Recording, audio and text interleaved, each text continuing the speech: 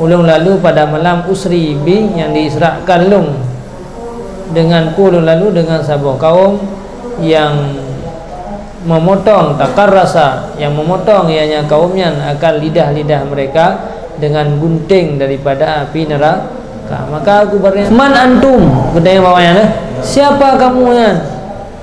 Apakah ada kau lidah di akhirat? Engkau kata mau surga hidup.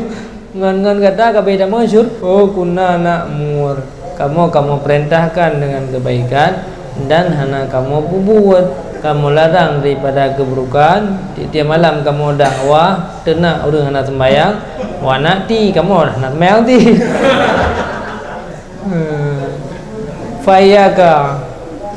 Nyoba tanya beg go apa? Bila do tidak beg go.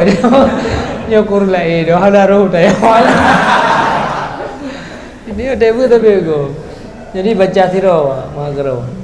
Maka celakalah bagi orang jahil pada sekira-kira hana itu puya satu kali ya kan. Tetapi celaka bagi orang alim sekira-kira hana beramal dengan barang itu pun 1000 kali. Kerja berkata juga tidak bila-bila ke. Nyo cukup jailah anak Allah kat lamanya. Orang kampung rokok berbrok kai. Orang kampung nyo.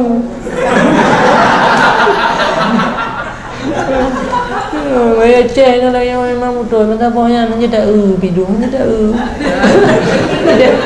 ini baru ada je tak je kebuai maknya yang balas itu gara-gara awaknya